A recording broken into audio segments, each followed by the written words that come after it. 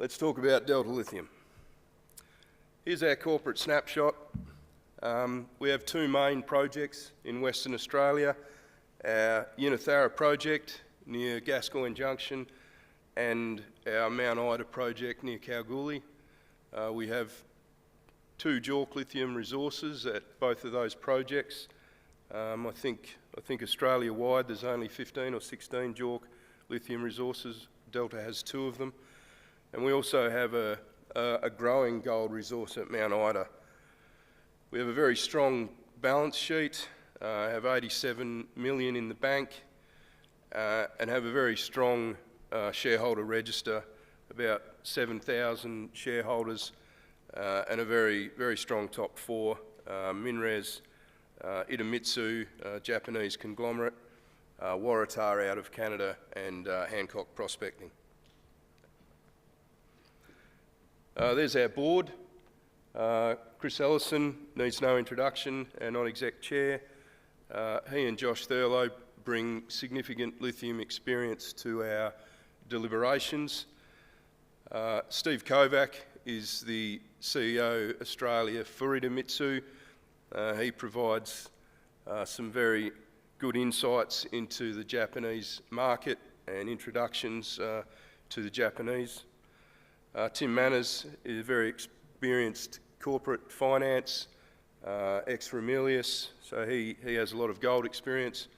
And Nader El Sayed, I've worked with Nader for many years. He's a self-made entrepreneur, runs his own civil mining business. So these are the ingredients of Delta that really underpin our value proposition. We have significant experience, life of mine vision across our entire team. There's lots of life of mine experience from go to woe approvals to commencing mines, building mines, closing mines down. Our major shareholders provide us with significant institutional backing, I guess. They've all committed serious funds to our business and provide us with a substantial strategic benefit, I believe, when the time comes for us to make the big investments in the mines that we hope to build. Location is everything. Located in WA, this state is built for mining. It's the best place in the world to mine. I don't think anyone will argue with that. Both of our main projects are in Western Australia. They are Mount Ida and Unithara, as I said before. We'll talk more about them in coming slides. And the upcoming catalysts for our business are Unithara workflow, where we're getting into the weeds on the metallurgy up there. We are ranging further afield on our dominant land holding around Unithara, and we're about to spend a little bit of money at Mount Ida drilling for some gold. So let's talk about Mount Ida. We'll start there. Mount Ida is a very unique project. We purchased the asset back in late 2021. We purchased it for the gold. It's a very good gold asset. It has a strong history of high-grade gold. As luck would have it, we almost immediately discovered lithium at the project, and we've spent the last couple of years drilling some 150 k's into the lithium. We delineated a maiden lithium resource at Ida, 14.6 million tonnes at 1.2%. It is very high grade. It also has a significant tantalum kicker as well, 224 ppm is quite high. It also has a proximal gold deposit.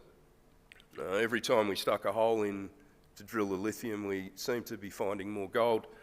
And we finally got around to doing a resource, and we've come up with 752,000 ounces of high-grade gold. That does include the Baldock deposit, 674,000 ounces at 4.4, a very high margin ounces.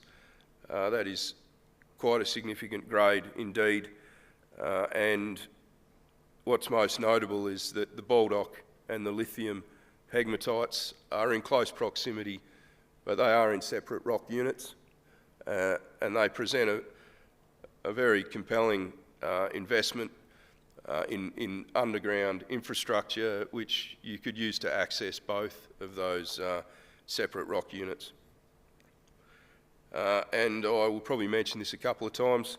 Mount Ida is shovel ready. People throw that one around a fair bit, but we could go and dig this thing up yesterday if we wanted to. We have open pit mining approval.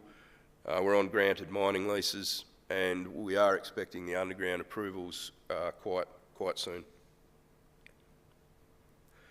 So about the gold resource, it is shallow, starts from surface, extends to somewhere around 500 metres.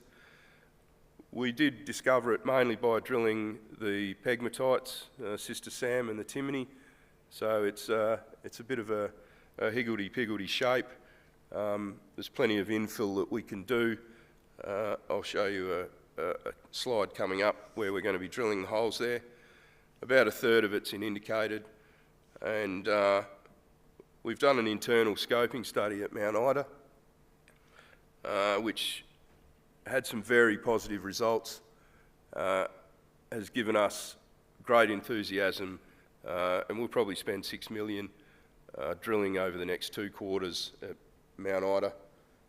There's some conceptual pit shells down the bottom there, showing a couple of the conceptual pits along strike, and they're quite good grade and look to be a good way to get some cheap ounces. So over the next 2 quarters, we'll put probably 40,000 metres of RC and diamond drill into Mount Ida for the gold. We've never really targeted the gold in any serious way, but this time around we'll be having a good crack at the gold. You can see on the long section there, the pegmatites are kind of steeply dipping pipes, not forgetting the strike length of that long section is about 3 kilometres, so they look a lot smaller on the screen there than they are in real life. That does demonstrate the pegmatites' close proximity to the Baldock lode, but as I said before, they are separate rock units and they are in close proximity. You can see the pierce points that we've located on that long section show where the phases of drilling are going to be undertaken in the coming months. We'll start shallow and work our way downwards, gradually extending the resource boundary, following up on open paddock, high grade proximal gold hits, and we're very confident that the target we've set for ourselves, a bit north of 1 million ounces, is something that's well achievable. On the left-hand side there, the OVM chart is very compelling. For a couple of 100 metres of depth there, we're around that 2,000 ounce per vertical metre mark, and we're thinking it's going to present a very compelling mining opportunity when indeed we are able to release a scoping study. So this drilling, the aim is to build standalone scale at Mount Ida. We're in that sweet spot where the resource is probably getting to the size that shipping it off-site for processing somewhere else becomes a less economical proposition. So here's a regional map. There's plenty of high-grade gold hits around the perimeter of the granite. We'll follow up on those regional targets after we've finished at Baldock. It's about 12,000 metres that we'll put into the region, and there's numerous walk-up targets there. Some of those numbers are very compelling, and we'll certainly be hoping to repeat them. Unathara, our other main project up near the Gascoyne. We've been growing this project since we purchased it in late 2022. The maiden resource at Melinda, which is the first prospect that we've done the majority of the drilling at. We've drilled about 200 kilometres there. We have 26 million tonnes at 1%. The land holding up at Unathara is about 1,800 square kilometres.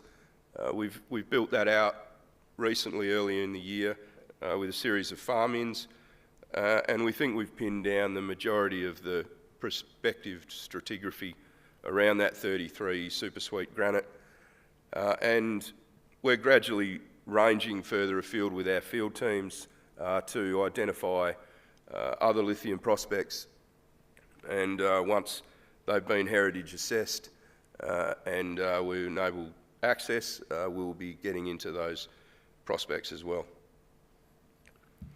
I realise this slide's a little bit busy, but I put it on there to show the plan view of Melinda. The M1 pegmatite is at the bottom end of that map, the M36 in the middle and the M47 at the top. The M1's got the bulk of the tonnes. All three of those main pegmatites contain significant widths and grades of lithium.